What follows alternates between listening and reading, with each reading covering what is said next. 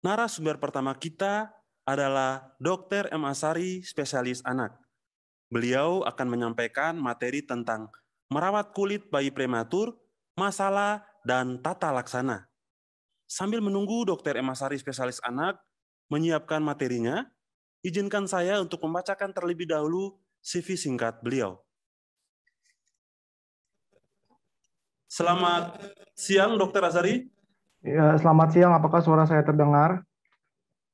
Suara dokter sudah terdengar. Soalnya tadi ada sekali hampir 5 menit nggak ada suara dari panitia ya. Hilang. Oke. Saya nggak tahu, Suara dokter sudah terdengar jelas. takutnya teman-teman yang peserta lain juga nggak bisa dengar. Moga-moga udah bisa kedengaran ya. Ya, baik. Bagaimana? Apakah suara dokter Asari terdengar? Ini saya mau tanya ke peserta sekalian. Kalau misalnya terdengar, bisa berikan reaction emote ataupun jempol.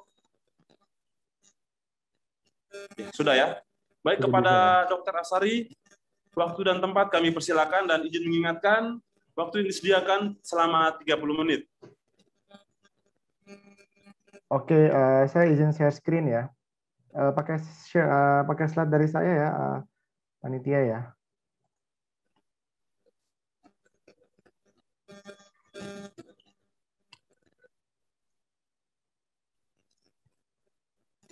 Oh.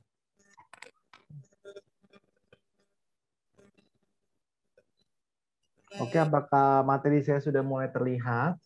Bisa terlihat?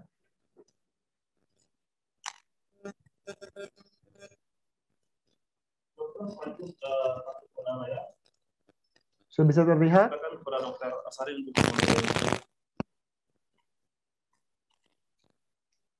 Sudah bisa terlihat atau belum?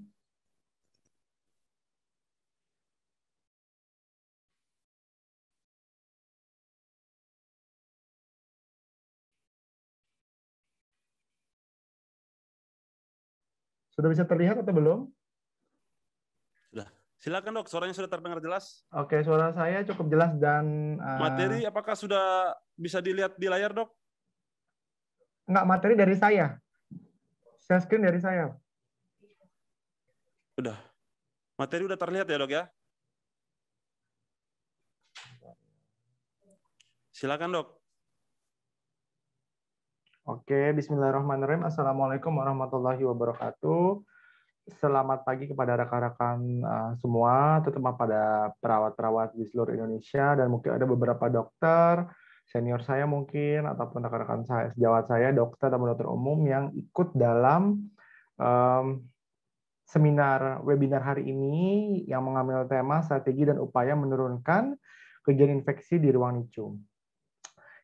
Izinkan saya, Azhari, saya akan share sedikit mengenai skincare. Nah, hal yang menarik namun mungkin belum semua, terutama teman-teman perawat ataupun bahkan dokter, menyentuh ataupun mengetahui secara sedikit dalam tentang perawatan kulit. Jadi saya akan sedikit berubah judulnya tadi ya. Saya mengambil judul perawatan kulit atau skincare pada bayi prematur sebagai upaya lini awal dalam mencegah infeksi nosokomia.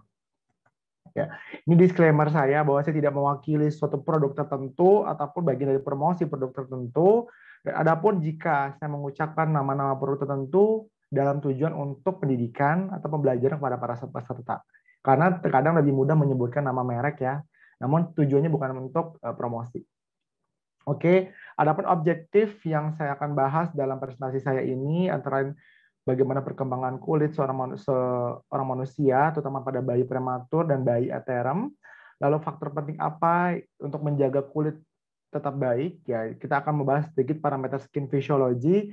Mungkin sedikit agak berat, namun saya harap semoga bisa menyampaikan secara ringkas. Dan dilanjutkan dengan masalah umum dan tata laksananya dalam perawatan kulit bayi prematur. Ya, nanti kita akan bahas sedikit-sedikit karena tidak mungkin semua bahas secara detail. Oke, kita ketahui bahwa sentuhan kepada kulit bayi atau tangan taktil merupakan sensasi atau pertama pada seorang bayi baru lahir. Dia keluar, dipegang sama tangan dokter kebidanan, lalu dipegang dokter anak atau bidan ataupun perawat, lalu ditolong dengan resusitasi. Yang ternyata perawatan kulit pada yang baik itu turut serta dalam mempengaruhi perkembangan seorang bayi. Ya makanya itu dimasukkan ke dalam neurodevelopmental program, ya NIDCAP. Dan kulit itu sendiri, ya kulit itu sendiri kita lihat bahwa merupakan kurang lebih 10 hingga 15%, oke, rata-rata 13% dari total berat tubuh seorang manusia. Yang ternyata walaupun dia terlihat suatu benda ataupun suatu sistem yang superficial, namun sangat banyak fungsinya. Dan masalah kulit pada bayi ternyata prevalensinya kejadiannya cukup banyak dengan variatif. Dari hal yang mungkin fisiologis sampai patologis, yang ternyata kalau dikumpulkan bisa 80%, dan akan semakin tinggi pada bayi prematur. Mengapa demikian? Karena pada bayi prematur, satu, perkembangan struktur dan fungsi kulitnya masih imatur, namun juga prematur ya. Banyak tindakan invasif, tadi sudah disebutkan oleh Kak Sally, nanti juga mungkin ada lagi Kak Dian ya, tentang tindakan invasif yang tentunya terjadi pada saat perawatan. Dan tentunya pada bayi prematur, tentu dia akan lama dirawatnya, sehingga berisiko terjadi paparan kuman rumah sakit atau infeksi nosokomial dengan cara apapun, termasuk melalui kulit. Oke, kita sedikit membahas tentang atau belajar tentang struktur kulit. Kenapa penting ini? Ini kenapa saya jadi suruh asap-asapin ya? Admit bisa diwakilin nggak nih? Ini saya jadi admit peserta ya. Oke. Jadi kalau kita lihat, mungkin rekan-rekan dulu pernah belajar sekilas ya, bahwa dalam struktur kulit itu ada beberapa lapisan. Nah, lapisan itu setiap lapisan punya fungsi. Kenapa ada fungsi? Karena di situ punya sel aktif yang membentuk suatu protein. Ya. Yang mana kalau kita ngebahas struktur kulit ada lapisan epidermis dan dermis ya kalau bisa dilihat. Epidermis yang bagian paling luar itu punya beberapa lapisan lagi, dan yang paling penting, yang paling krusial mungkin kita perlu bahas stratum corneum namanya, stratum atau lapisan paling luar yang merupakan barrier. Barrier itu apa? Lini pertama menangkis semua benda atau benda asing ataupun cairan apapun zat kimia, yang mana itu penting sekali untuk dijaga dengan baik. Karena di sana ada namanya natural moisturizing factor, ada faktor pelembaban alami yang harus kita jaga. Ataupun kita jaga jangan sampai rusak kalau dia kurang. Nah, kulit itu akan meregenerasi ya 21 hingga 28 hari, 3 minggu hingga 4 minggu, tergantung apa? Tergantung usia gestasinya, tergantung nutrisinya baik atau tidak. Jadi kalau kita ngomongin nutrisi, protein, jadi kalau bayi itu dirawat tanpa protein, dia puasa, otomatis kulitnya otomatis paling jelek yang pertama, baru badannya akan nyusut. Ya, oke. Kita lanjutkan. Nah, ini struktur kulit. Nah, kalau dilihat lagi, kalau normal struktur kulit ini stratum corneum atau SC itu berlapis-lapis. Dan dia punya namanya lapisan lemak bilayer, lipid bilayer. Kalau lipid bilayer ini rusak dengan cara apapun, otomatis itu jadi jalan masuk untuk zat-zat ataupun kuman-kuman ataupun apa namanya mikroba. Ya, ini salah satu cara awalnya. Dan nanti walaupun sebenarnya akan ditangkis oleh beberapa sel imun dan beberapa lapis, namun itu jika lini awalnya sudah jebol, maka akan menjadi defek, jadi jalur zat iritan ataupun kuman untuk masuk ke lebih dalam. Nah, celakanya lagi adalah kalau bayi prematur, dia punya lapisan tipis. Bisa teman-teman lihat tipis, yang mana proses maturasi penambahan dari stratum corneum itu dimulai dari usia gestasi 24 minggu. Jadi kalau ketemu bayi lahir 25, 26, 27 masih kelihatan kayak bening ya. Itu karena stratum corneumnya memang tipis ya, dan bertahap akan menjadi seperti lebih normal itu di usia 34 hingga 36 minggu. Maka 34-36 minggu itu sudah cukup baik struktur kulitnya. Nah, fungsinya apa? Fungsinya banyak, dan setiap lapisnya punya fungsi. Yang fungsi seperti barrier ya, sawar barrier itu bahasa Indonesia sebagai pertahanan secara fisik ya. Ada pondasi atau penahan, atau dermis, sensori karena di situ ada saraf-saraf, taktil karena itu ada saraf-saraf juga. Termoregulasi ya, menjaga kehangatan karena itu ada kelenjar keringat, kelenjar lemak, pembuluh darah, lemak ya. Dan tentunya ada lapisan asid mentol atau lapisan asam yang mana menjadi suatu pertahanan terhadap suatu mikroba. Nah, pada bayi prematur, semua fungsi ini karena makin muda usianya pasti perkembangan fungsinya semakin tidak baik atau adekuat terkait struktur kulitnya masih belum baik, sehingga mudah sekali terjadi gangguan fungsi kulit, terlebih lagi pada fungsi sawarnya. Jadi banyak sekali nanti akan dibahas di sini terkait fungsi-fungsi yang berkaitan dengan sawar, termoregulasi, dan lapisan asid mentol. Sekarang apa sih faktor penting dalam menjaga kesehatan kulit tersebut disebut sebagai parameter skin physiology. Jadi kalau misalkan kalau kita berobat ke dokter kulit, kalau dokter kulitnya itu akan menjelaskan bahwa mereka akan menerangkan apa sih masalah dari kulit seorang manusia yang berobat ke sana. Contoh dia ada dermatitis. Dermatitis itu karena apa? Apa yang terganggu? Dia punya jerawat, di jerawatnya itu apa yang terganggu. Begitu juga dengan fungsi kulit secara umum.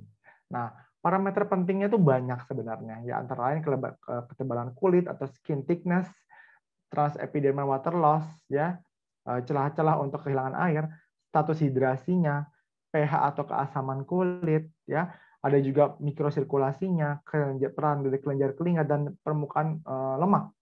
Namun yang saya kuningkan inilah komponen penting terutama pada bayi.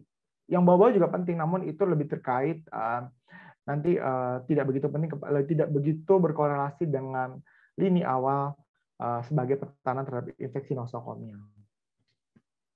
Kita lanjut, kita akan bahas satu persatu biar teman-teman mungkin akan sedikit terbuka terkait dengan parameter skin physiology ini. Nah, nanti akan dibandingkan bagaimana pada bayi prematur tentunya ya. Nah, kalau teman-teman mungkin ada dulu dokter di sini belajar tentang histologi ya. Kalau kita lihat ini saya bandingkan, kalau pada ekstrim prematur dia punya lapisan tuh tipis. Stratum corneumnya itu bahkan nggak ada sebenarnya. Kalau kita bandingkan nih ya, stratum corneumnya itu kalau pada bayi aterm atau lead preterm dia sudah punya. Nah, kalau pada stratum corneum bayi aterm dia udah tebal dan kasar. Lihat nih. Kalau bayi yang prematur nggak ada, apalagi di bawah 28 minggu. Dan tipis lapisan dermisnya dan belum kompleks.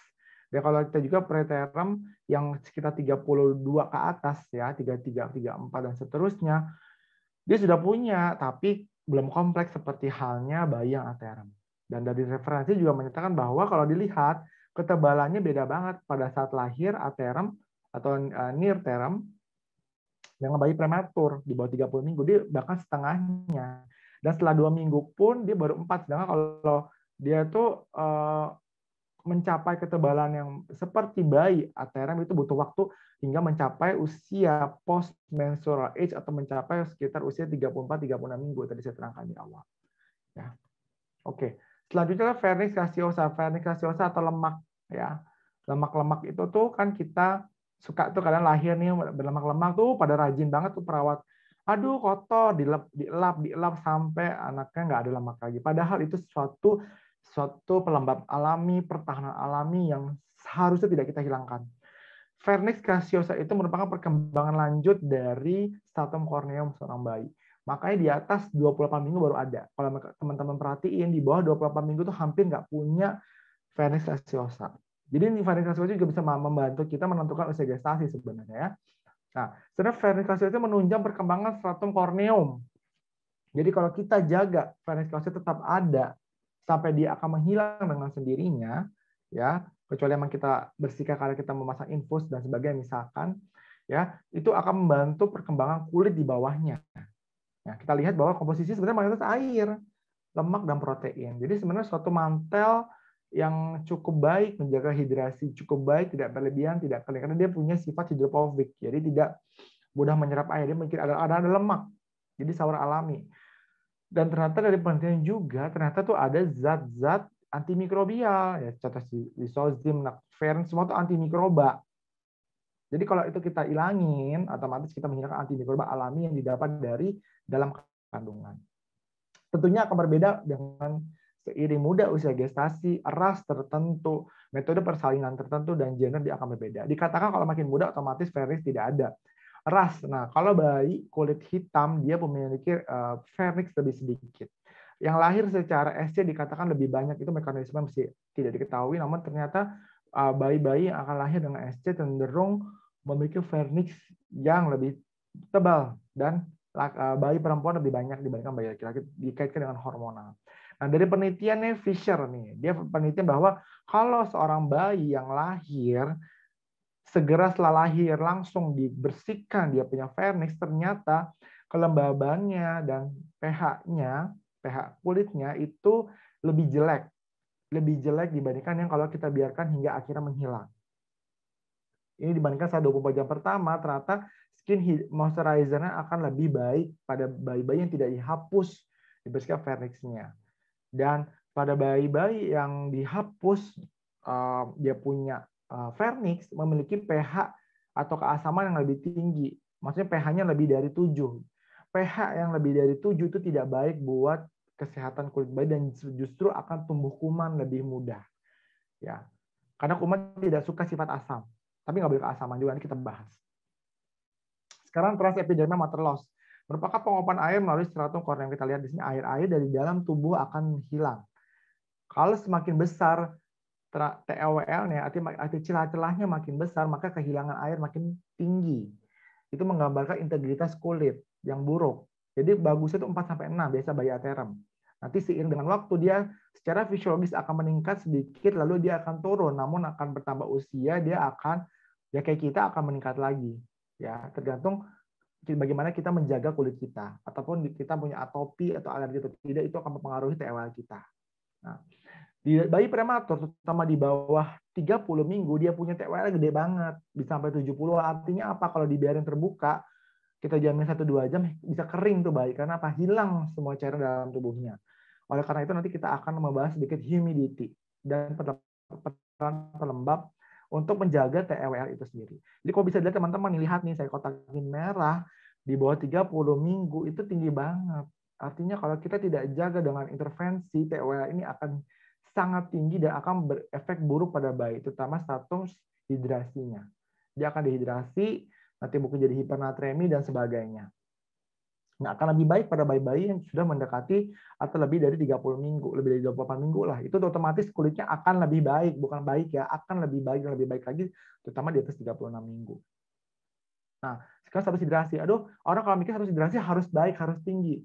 Tidak. Jadi kandungan air ini akan mempengaruhi terutama morfologi permukaan kulitnya, proses desquamasi pengelupasan kulit, dan ekspresi protein epidermal. Jadi kalau terlalu dia kering itu juga tidak baik, terlalu basah pun jadi suatu hal yang tidak baik.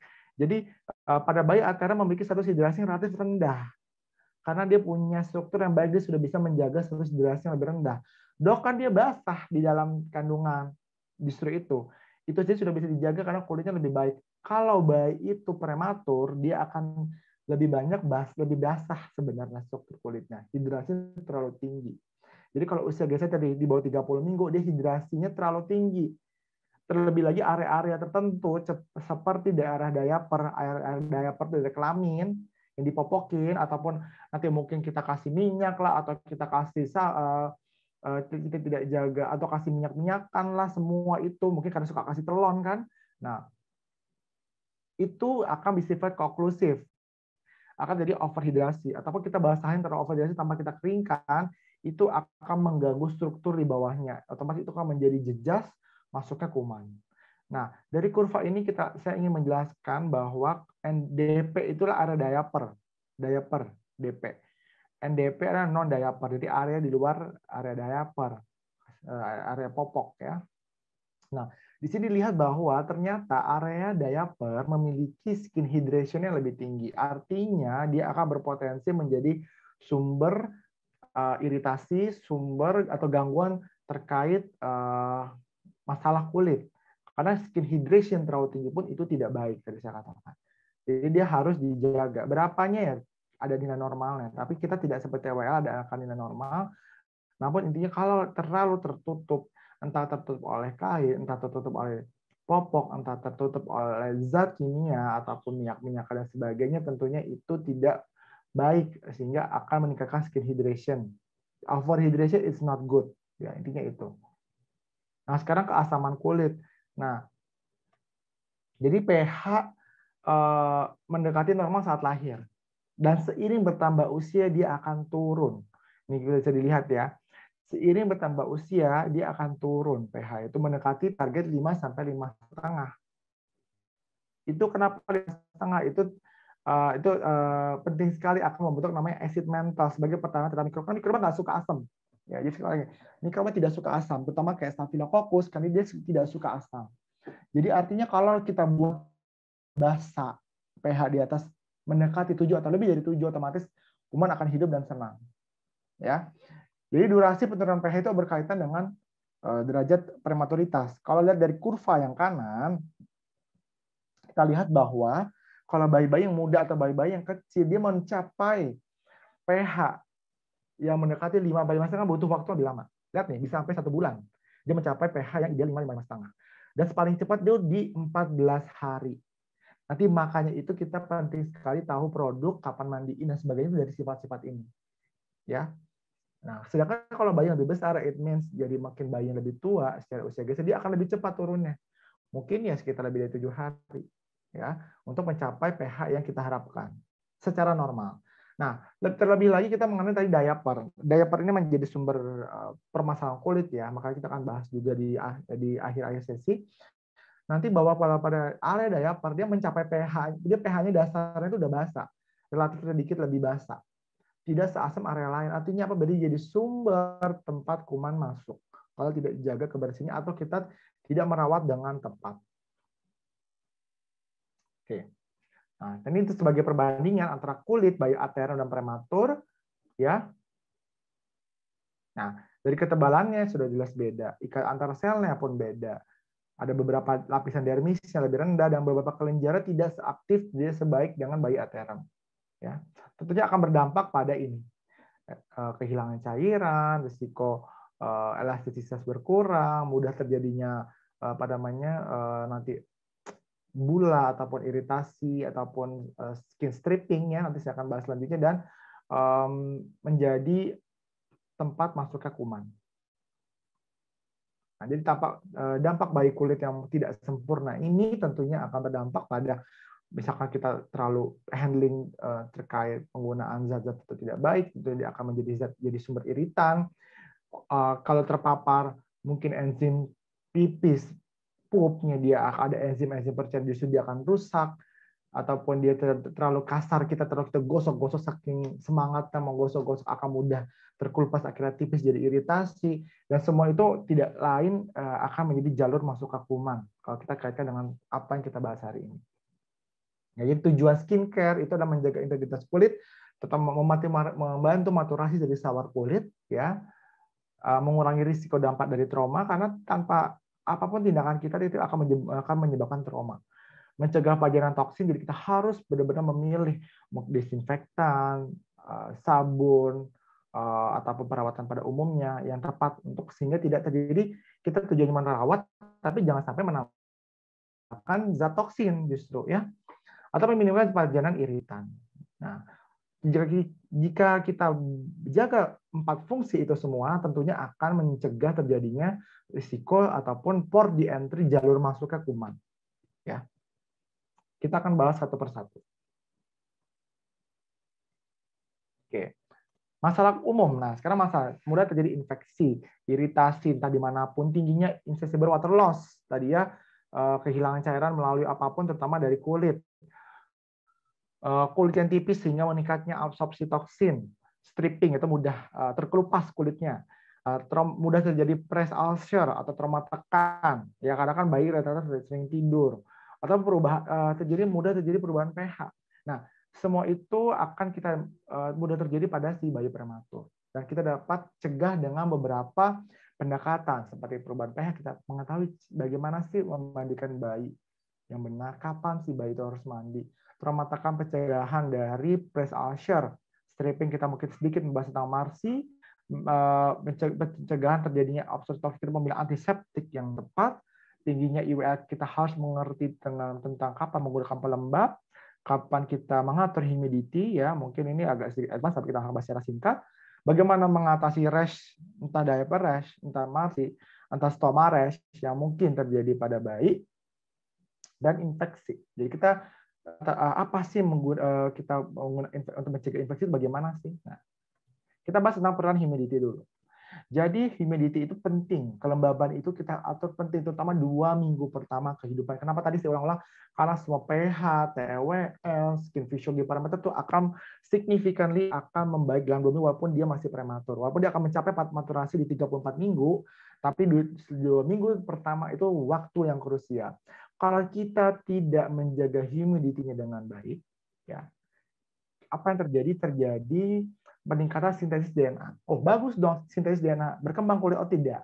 justru akan terjadi pengelupasan kulit, yang mana itu merupakan pengelupasan kulit masih penting dijaga, dibuat untuk sebagai lini lini pertahanan tubuh seorang bayi. Karena di situ ada natural moisturizer factors.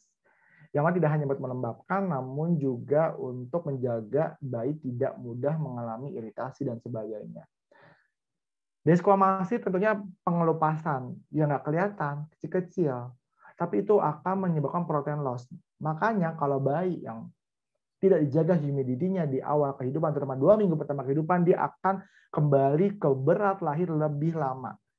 Jadi growth restriction, growth failure akan lebih tinggi kalau kita tidak menjaga kelembaban di 2 minggu pertama kehidupan. Ini saya ambil contoh dari Royal Children's Hospital Melbourne. Ya mungkin teman-teman yang dari rumah sakit besar yang sudah punya inkubator dengan humidity sudah menerapkan.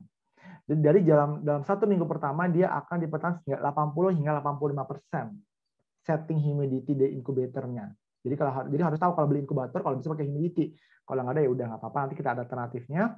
Namun nanti di setting dan akan turun mestinya bertambah usia. Biasanya di umur 2 minggu dia sudah tidak pakai lagi humidity karena sudah cukup baik dia punya lapisan kulitnya. Nanti kita jaga dengan pelembab biasanya. Nah, jadi ada penelitian ini kalau kita menggunakan ini kan 1 minggu pertama dia 80-85%. Nanti setelah itu setelah 1 minggu dia akan turun 5% per hari dan sebagainya. Jadi ada penelitian juga mungkin menarik juga bagi teman-teman yang sudah rutin pakai humidity. Nanti bisa didiskusi dengan DPJP. Jadi kalau kita menggunakan humidity 80-85% di 1 minggu pertama nih. Terutama bagi kita lihat bahwa TEWL-nya ternyata memang lebih bagus kalau kita jaga itu di penggunaan di dengan humidity dia akan terjaga TEWL akan turun perlahan. Ya, kita jaga. Jadi makin mendekati hal TEWL yang kita harapkan.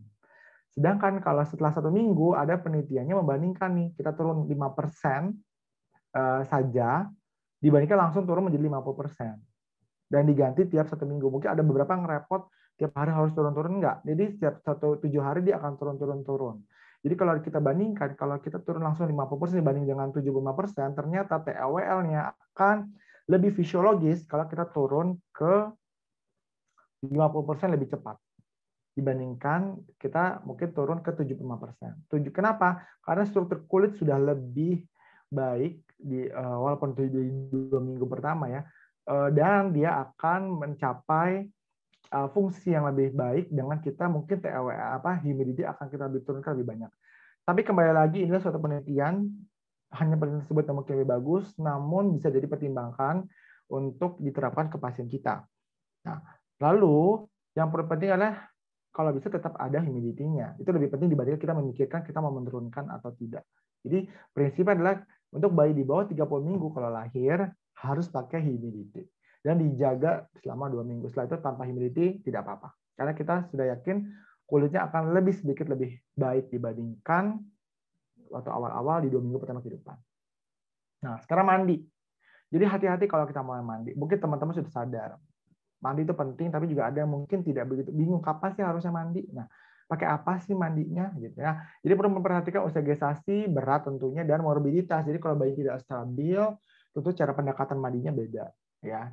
Nah, pada umumnya kalau bayi-bayi di bawah 30 kita hanya menggunakan waterfall injection yang steril di 2 minggu pertama, tidak menggosok-gosok. Jadi kita harus menggunakan kain atau kasa yang sangat amat lembut. Tidak menggosok-gosok. Jadi mungkin hanya di suap-suap saja. Tapi kalau dari 32 minggu sudah mulai mandi ya 2 kali seminggu dengan sabun dengan pH yang netral, agak asam hingga netral, sedikit asam. Tujuannya tadi mencegah pertumbuhan dari kuman-kuman dorman-dorman yang ada di kulit seperti Candida ataupun Staphylococcus ya. Tidak boleh lama-lama, maksimal 5 menit sampai kita pantau tanda vital. Ya, karena apalagi kalau dia masih pakai alat bantu napas non invasif atau invasif, tentunya kita harus hati-hati membandingkannya, tetap dimandikan. Ya. Tapi ada nos, kalau ibunya itu HIV, tidak ada kata lain, segera setelah lahir harus dimandikan. Minimal dia dengan waterfall injection kalau dia bayi prematur. Nah, tabel kanan adalah zat-zat iritan, zat-zat yang harus kita hindari. Jadi kalau kita senang banget kalau mandi pakai sabun, busanya banyak. Tapi tentunya kalau benar-benar sabun itu justru bahaya, yang banyak busanya itu bahaya buat dia. Oleh karena itu kalau kita mandiin, kita nih awam banget misalkan pakai sabun, beli sabun beberapa merek ya untuk kita mau kasih ke pasien kita, cari yang paling tidak bikin busa. Karena busa itu adalah surfaktan. Dia akan mengikat lemak, mengikat protein. Ya mengikat kalau udah bersih juga diangkat. Cuma kalau itu diangkat juga otomatis dia akan kering kulitnya. Jadi sehingga teman-teman kalau membeli untuk stok di rumah sakit harus lihat benar apa kandungannya. Jadi kita kalau bisa sebisa mungkin di low atau pinjam moderate. Ya, beberapa produk yang komersial yang selama ini ada sudah sifatnya moderate to low. Ya. Namun ada kelemahan. Biasanya mereka ada parfum. Parfum itu justru bikin iritasi. Jadi kita kalau sebisa mungkin less perfume dan less busa. Ya, sedikit parfum, sedikit busa itu akan lebih baik untuk sebagai sabun mandi. Dan lebih dipilih sabun cair ya, bukan sabun batangan. Nah, pada bayi-bayi yang harus atau masih terpaksa menggunakan central line, ya atau akses sentral, ya akhirnya belum stabil, dia harus tetap dimandiin. Kapan dimandiinnya? Kalau bayinya secara usia gestasi masih kurang dari 30 menit setelah 4 minggu kita baru mandiin. Jadi sebelumnya kita cuma pakai menggunakan air. Ataupun setelah 2 minggu kita pakai sabun yang netral. Tapi kalau dia pakai central line, otomatis kita harus 2 kali seminggu menggunakan salah satu pilihannya chlorhexidine. Ya. Karena ternyata dia secara penelitian, secara Cochrane mendapatkan bahwa dengan mandi chlorhexidine dia akan jauh secara signifikan menurunkan kejadian infeksi. Dan kalau bayinya udah 2 bulan, usia kronologisnya biasanya setiap hari, karena otomatis kulitnya akan lebih baik, akan lebih tahan dengan menggunakan chlorhexidine. Ya, chlorhexidine itu lebih baik kan sabun cair dilarutkan dalam 1:1 liter. Jadi 10 cc bisa untuk 1 liter. Nah, cara mandinya gimana? Jadi ada beberapa teknik mandi. Ada teknik mandi yang taruh sabunnya, air dicelupkan, taruh di sabun lalu diusap. Ya, ada juga yang sudah dalam bak air yang suam-suam hangat. Nah, ini adalah namanya swaddle bathing. Ini banyak digunakan dan banyak direkomendasikan karena lebih menstabilkan tanda vidal bayi. Jadi bayinya tuh udah kayak semi dibedong dulu pelan-pelan dari kaki, bokong, terus dada, lalu ke leher, lama-lama dia tercelup kulit, dia tidak kaget. Tidak lama-lama, paling kurang lebih dari 5 menit, langsung dikeringkan dan lalu dilanjutkan diberikan pelembab jika ada pelembab. Ya. Nah, sekarang ngomong pelembab, ini sebenarnya kontroversi banget penggunaan pelembab. Ya, jadi pelembab itu adalah suatu bahan topikal yang meningkatkan hidrasi, tapi tidak overhidrasi melalui peningkatan absorpsi air dari sekitar kulitnya dan menurunkan TWL. Inilah kunci utama, menurunkan TWL. Nah, sebenarnya ada efek positif dari kita menggunakan pelembab itu mencegah nosokomia. Artinya apa? Kenapa? Karena pelembab itu sifatnya inert, dia tidak bisa diganggu oleh kuman. Jadi sawar yang sifatnya kaku, ya.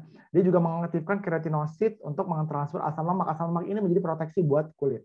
Asam itu tidak disukai oleh kuman dan mengaktifkan reseptor. Nah, agak berat gen-gen yang mana untuk meningkatkan perkembangan kulit di bawahnya dan secara tidak langsung mencegah cedera kulit karena memfasilitasi kulit di bawahnya ataupun kulit yang rusak untuk membaik dengan sendirinya.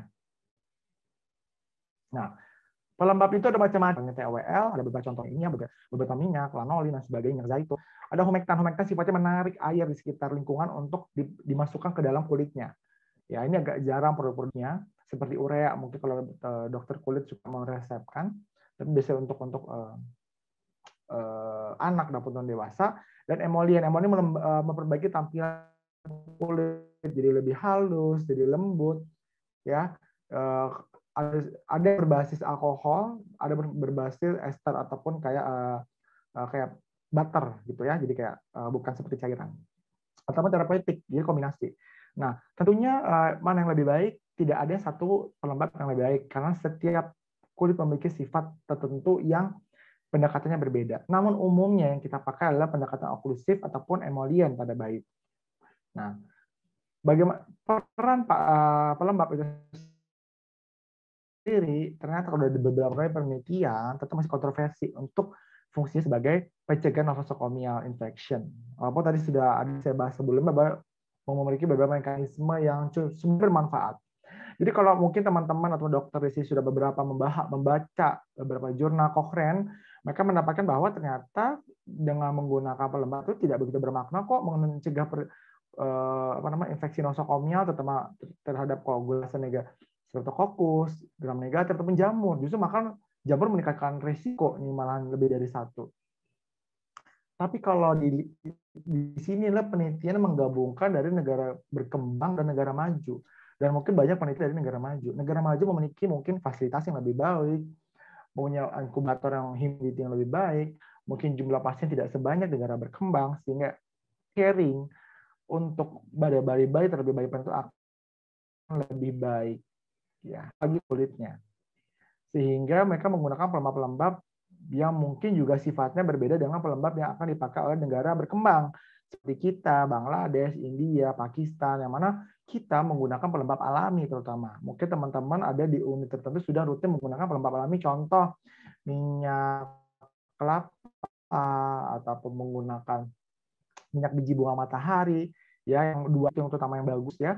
Itu ternyata justru kalau di negara berkembang, kalau kita melakukannya dengan dosis seperti ini ya 3 kali per hari seluruh tubuh, terutama hari pertama dan bayi tidak bisa menggunakan inkubator yang memiliki humidity, ternyata memiliki efek yang cukup baik untuk menjaga kelembaban, menurunkan TLWL, dan mencegah infeksi nosokomia. Jadi kalau dilihat di sini tercegahnya infeksi nosokomia cukup bermakna kalau tidak dilakukan atau diberikan pelembab alami itu sendiri. Nah, kita lanjut ke medical adhesive skin injury, MARSI ya. Apa itu MARSI? Kemerahan yang menetap ya, terkoyak ya, entah terlihat secara nyata ataupun secara mikroskopik yang menetap lebih dari 30 menit akibat epidermis ini terkoyak, terkelepas epidermisnya karena kita tarik zat perlekatnya. Manifestasinya bisa cuma merah-merah doang hingga erosi atau bahkan bisa jadi blister, bulat, ya, melepuh kalau yang berat. Levelnya nggak begitu besar, namun impact-nya besar buat kualitas si bayi nyeri. Nah, faktor risikonya apa sih kalau kita melepasnya tidak baik? Kita menggunakan derajat yang area merah, itu artinya kurang dari 120 derajat dari area ini. Menggunakan natural rubber atau menggunakan zinc oxide yang untuk melekatnya, atau pelepasan yang terlalu cepat, baru 24 jam dilepas. Nah, totalnya akan bikin iritasi lebih sering dan lebih banyak. Ataupun menggunakan burning agent, kita sih di Indonesia nggak ada yang pakai ini. Jadi kayak gini nih, dia bikin derajat 90 derajat, otomatis nih akan strippingnya banyak dan akan bikin marsi. Nah, lalu bagaimana mencegahnya? Kita pendekatan teknik pelepasan.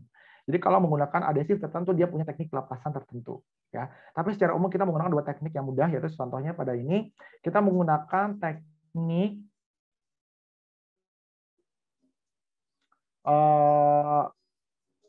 stretch ya.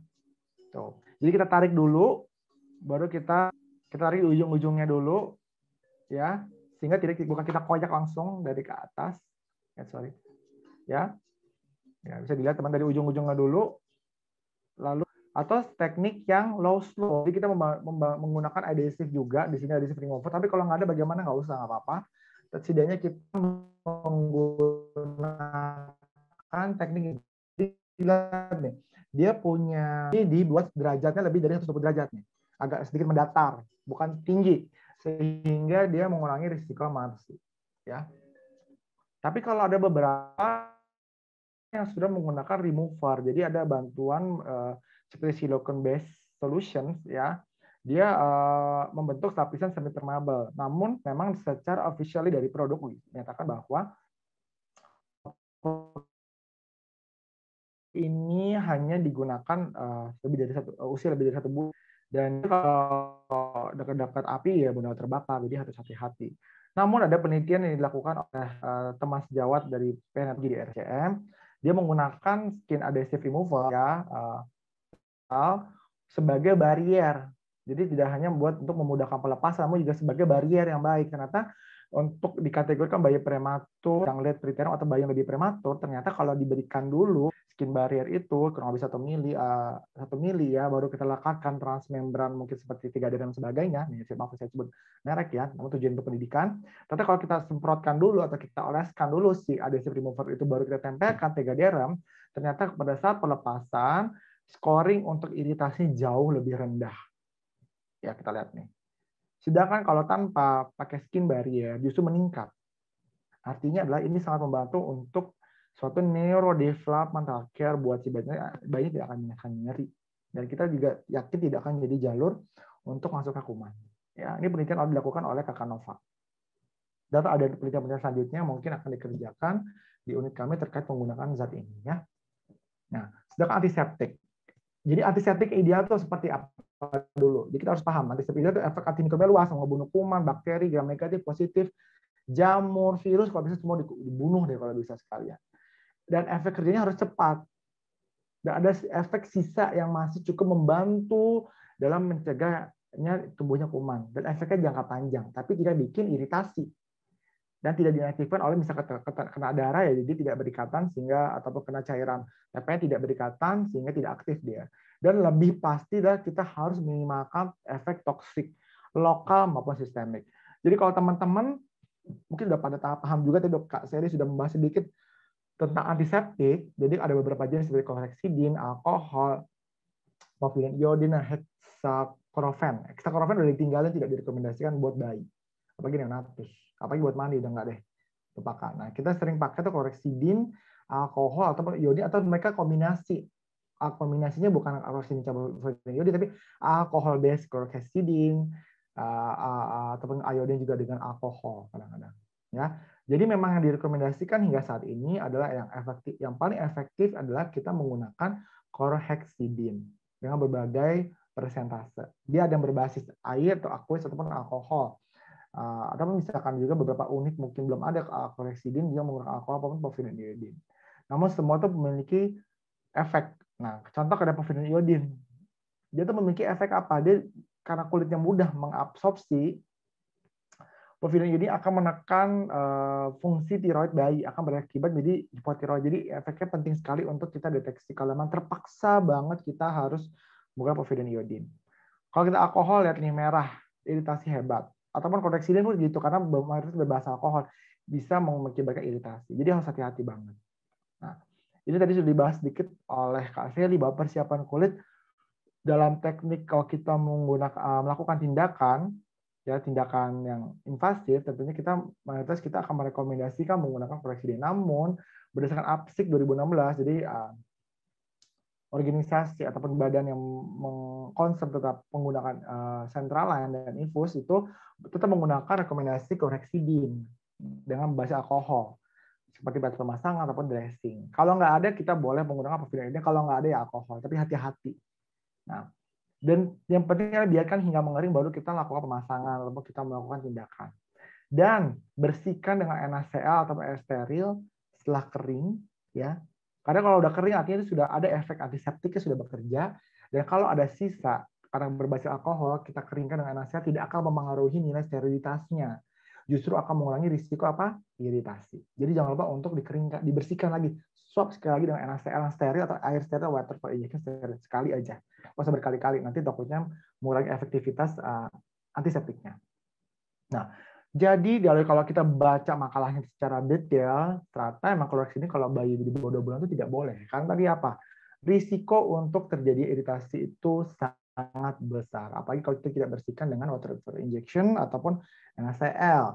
Nah, terlebih lagi kalau bayi prematur, ekstrim prematur lebih lagi. Dia akan lebih mudah iritasi, kejadian di unit kita pun cukup sering. Nah, apa yang mulai dikerjakan di unit kita encerkan dengan water for injection 1:10 atau 1:8 sehingga mendapatkan konsentrasi 0,2 hingga 0,5%. Ternyata didapatkan angka klapsnya tidak lebih tinggi dan efek iritasinya pun cukup berbeda bermakna kalau kita cairkan.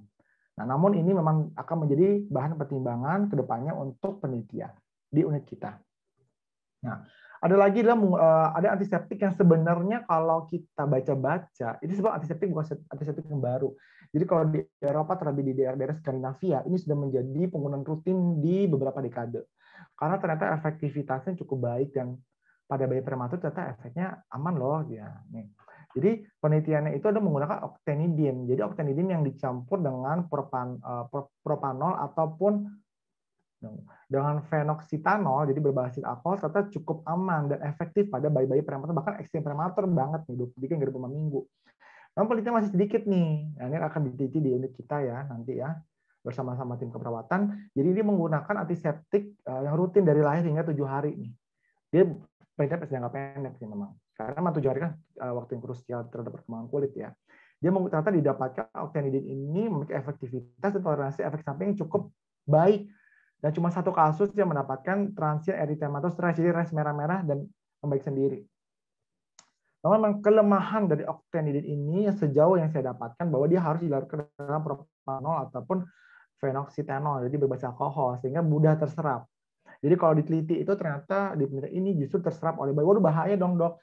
Ya, beresiko bahaya. Namun ternyata tidak, dalam penelitian ini sejauh ini tidak ada efek samping bermakna, bahkan justru diekskresi oleh urin, mudah diekskresi di urin oleh bayi. Nah, secara efek farmakologinya ternyata si octanidin ini efeknya dia berikatan dengan membran sel dan membuat suatu lapisan sehingga mencegah mikroba itu termasuk. Ya, dia akan menghancurkan juga dari dinding mikroba sehingga mikroba itu jadi mati. Ya, dengan manipulasi metabolismenya lah. Dan dia efeknya berspektrum, artinya antimikrobanya luas. Ya, namun dikatakan gram negatif, gram positif, MRSA, ya, vancomycin resisten bahkan, atau SBL yang juga sekarang lagi mulai naik daun ya, seperti gram E. coli dan Enterobacter ya, atau Pseudomonas. Dan ternyata juga ada efek virusidal. Nah, walaupun untuk secara jamur belum ada bukti yang saya baca, belum ada bukti dia menghilangkan. Namun umumnya jamur itu relatif memang agak sulit. Tapi kalau kita lihat beberapa antiseptik baik chlorhexidine, dia mengklaim bahwa mereka bisa membunuh spora jamur. Ya. Nah, penelitian sudah dilakukan oleh unit kita di RSCM menggunakan octanidin ini. Ternyata kalau dibandingkan satu dengan povidone dia memiliki efektivitas yang sama baiknya. Jadi dalam membunuh, mengurangi jumlah kuman, mean reductions of colony unit itu juga sama baiknya. Kalau dibandingkan alkohol dari iritasi, jadi nggak terlalu baik lagi. Jadi udah jangan pakai alkohol, mending pakai povidone iodine kalau memang terpaksa. Atau kalau bisa menggunakan octanidin. Tapi setahu saya belum banyak produk yang produk yang ada octanidinnya gitu. Jadi mungkin nanti harus belajar lagi kita menggunakan octanidin ini, dan sterilization rate-nya memang tidak sebaik povidone, namun secara statistik tidak benar-benar bermakna. Nah, jadi dia memiliki efek antimikroba yang sangat luas, jadi baik, ini seperti chlorhexidine.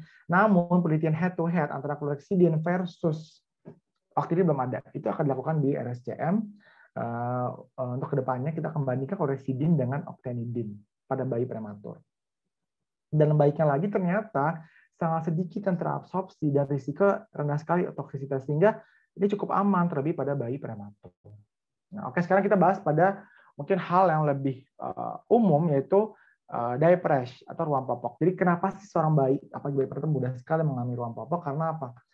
Tingginya hidrasi kulit. Overhydration itu sangat mudah terjadi pada bayi di area diaper.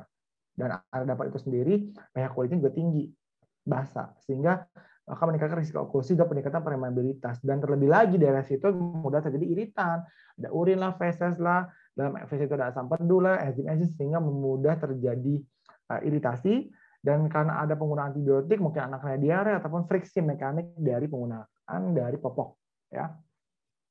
Strategi utamanya adalah ini, kita menghilangkan penyebabnya sedini mungkin. Nanti kita ada algoritma dan cegah perburukan. Dengan kita saat membersihkan area diaper, jangan menggunakan bahan yang ada surfaktannya seperti sabun ataupun ada alkoholnya atau pewangi, dan menurunkan hidrasi dari pH kulit itu sendiri. Kalau pakai ada surfaktan yang low ya. Oke, nah ini jadi kalau pada diaper itu dia mudah terdegradasi oleh enzim dari saluran cerna, ataupun overhydration karena basah, terus tertutup popok, akhirnya mudahlah masuk mikroorganisme dan menjadi sumber infeksi, ya, dan mengaktifkan inflamasi. Kadang-kadang maka cuma iritasinya cuma di diaper, kadang kulitnya merahnya kemana-mana. Kalau teman-teman merhatiin ya di daerah perut lah, daerah punggung lah, bisa kemana-mana karena ada reaksi inflamasi yang melepaskan sitokin-sitokin. Nah, apa yang perlu dikerjakan kalau kita ketemu ruam pok-pok, kita lihat ada nggak sih tanda infeksi jamur, nanti kita akan jelaskan. Jadi kalau ada tanda infeksi, berikan anti jamur. Jadi bukan kita justru kasih pelembab dulu. Kita harus kenali dulu, nih jamur bukan sih? Oh bukan jamur, oh nggak ada infeksi bakteri nggak gambarannya. Kalau ada infeksi bakteri, jangan kasih anti jamur, justru kita kasih antibiotik sedang pola kuman yang ada di unit masing-masing. Oh nggak ada gambaran infeksi bakteri. Infeksi bakteri justru misalnya contohnya ada papul dengan pustul, karbunkel, dan sebagainya, ada pusnya kecil-kecil. Nah, itulah tanda-tanda infeksi bakteri. Ya.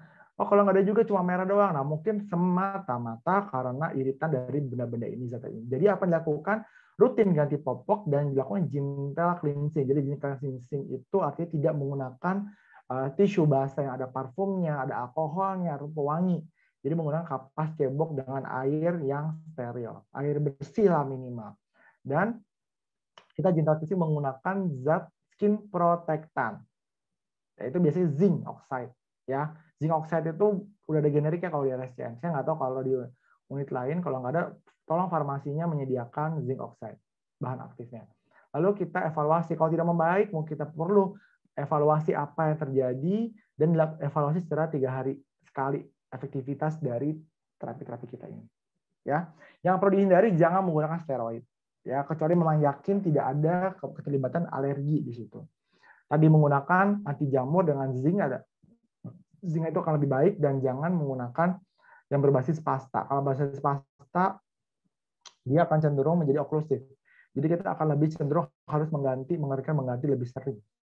Ya, adapun juga bisa juga menggunakan cairan spray yang bersifat semi permeable barrier film. Jadi kayak seperti tadi yang zat silikon yang berbasis silikon, tapi itu sifatnya buat protektan, bukan buat anti jamur ataupun antibiotik. Ya. Nah, jadi kalau lihat nih ada derajat-derajatnya, nanti kita tujuan derajat ini untuk mengevaluasi efektivitas dari terapi kita. Mungkin ada lain kali, selain kesempatan, mungkin kita akan bahas lebih dalam tentang diaper ini, ya, untuk bagaimana menilai menggunakan scoring ini. Jadi prinsipnya scoring ini tidak harus diterapkan, tapi bisa secara klinis dinilai dari hari ke hari, minimal 3 hari sekali kita nilai. Makin baik nggak sih derajatnya dari pantat-pantat ini, ya, contohnya gitu ya. Nah, ini sebagai contoh. Jadi kalau ketemu rash mana yang jamur, jadi kita harus jamur itu ciri khasnya adalah ada lesi satelit. Lesi satelit apa sih, Dok? Lesi kecil-kecil nih kayak gini nih. Ya. Lesi-lesi kecil-kecil seperti ini ya. Kalau dilihat nih, saya agak merah-merahin, itu lesi-lesi satelit. Ini ciri khasnya jamur. Jadi apa yang harus kita berikan adalah anti jamur dulu. Ataupun dengan zinc dengan dikombinasi dengan anti jamur. Anti jamur seperti contoh miconazole, ketoconazole, dan nystatin dan sebagainya. Sedangkan kalau bentuknya seperti ini yang sebelah kiri saya adalah ini adalah rash karena murni karena iritan. Jangan kasih anti jamur, kasihlah zinc saja atau zat skin protector lainnya, atau contohnya misalkan ada petrolatum ataupun pelembab lainnya bisa kita gunakan sebagai skin barrier. Ya, dan dibersihkan tadi tidak dengan tisu basah yang alkohol dan pewangi, tapi dengan air dan kapas cebok ataupun kasar. Nah, sekarang ruang peristoma.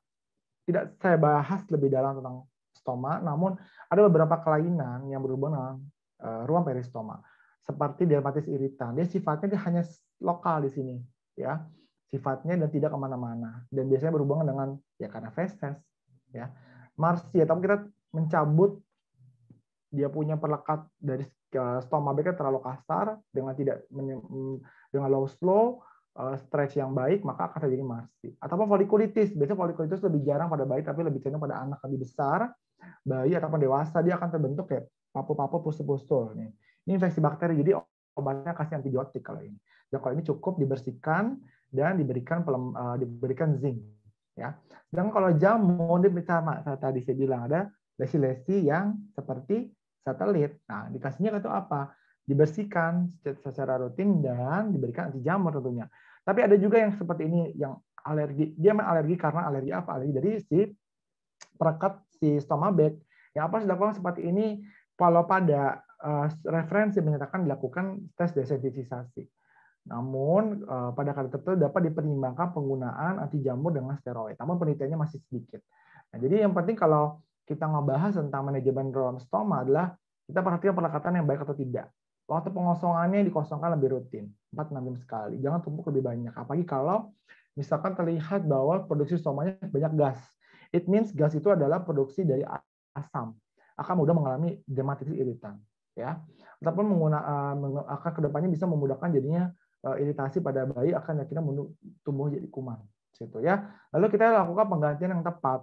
Berapa hari sekali harus stoma bag itu diganti. Dan identifikasi dini masalah ruam. Ada ruam yang muncul, didiskusikan dengan dokter dan terlaksana lebih cepat. Ya. Sekarang ada medical device related facial ulcer. Jadi kita ketahui bahwa cedera kulit lokal karena ada tekanan dari alat-alat medis. Contohnya mungkin alat saturasi, alat tekanan darah, beberapa menjepit, ataupun karena bayi itu harus laying down tidur, karena bayinya mungkin HIE, dia harus cooling terapi, menggunakan NIRS, pakai manset-manset tertentu sehingga mengakibatkan cedera kulit secara lokal. Dan tentu kejadian pada perangan itu tinggi. Ya, karena tadi sifat-sifat sawaran yang lemah, lapisan yang lebih tipis, dan ternyata kalau teman-teman sadari bayi-bayi perangan itu sebenarnya lebih mudah edem loh. Dan edem ini tidak baik. Edem ini pasti akan ditandai dengan hipoalbumin memang karena albumin hati dari bayi itu memang masih nggak bagus. Jadi akan cenderung hipoalbumin. Jadi bayi mudah mengalami edema. Di daerah edema itulah terjadi lebih intoleran terhadap tekanan. Jadi kalau ada edem dan dia tidak digerakkan, dimobilisasi dengan baik, akan terjadi press ulcer yang niscaya akan terjadi di area tersebut. Nah, dan karena memang area tertentu mudah jadi kelembapan. Jadi kalau dikategoriin, di sini ada beberapa kategori. Contoh masih gagal satu, sepertinya kalau secara struktur kulit cuma merah lokal doang.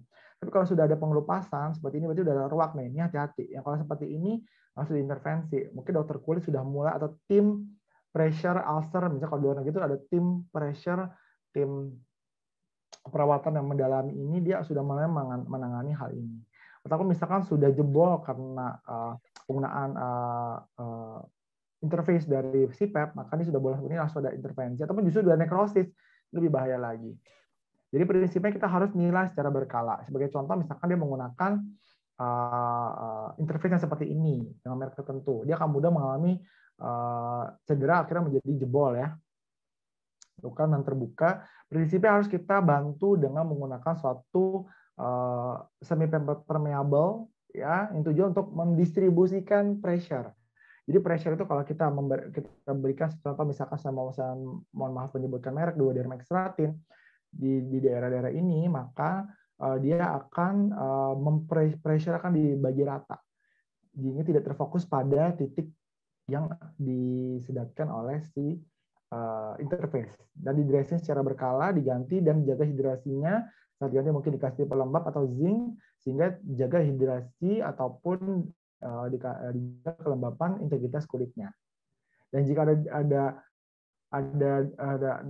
gambar nekrosis seperti duka hitam, itu harus dikonsumsikan kepada plastik sehingga dia berdemang. Jadi kalau ada infeksi pun langsung diberikan antibiotik topikal dan dilakukan manajemen karena nyeri ya, dan dilakukan securement. Jadi kadang-kadang dia tidak mudah gerak-gerak, anak bayi kan lasak ya, gerak-gerak akhirnya jadi mudah iritasi, akhirnya jadi dia mudah terbuka, sehingga harus di secure. Nah, mungkin tidak semua unit punya ini, namun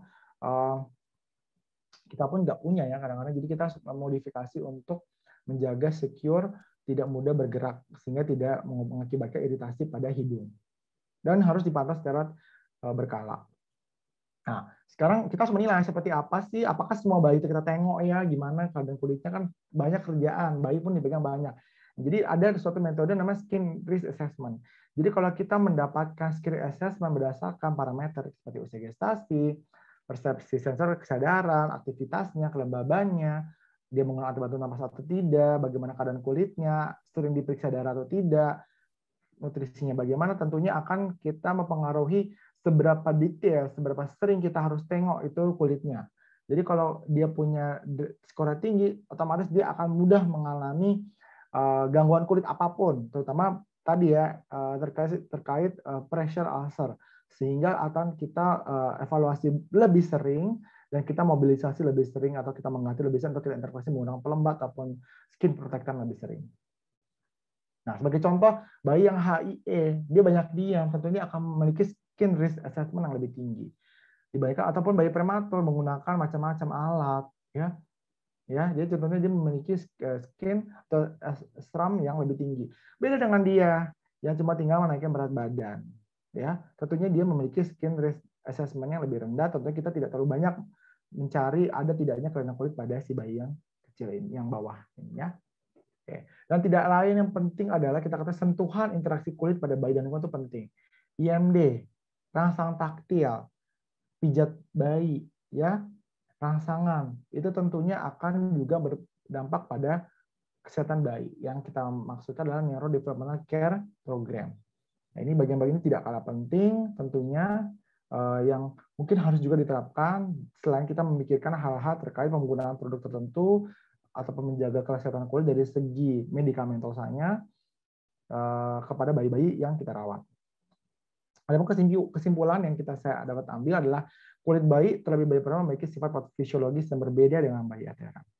Perawatan kulit itu penting karena guna mendapatkan neurodevelopmental care yang baik serta mencegah terjadi infeksi nosokomial.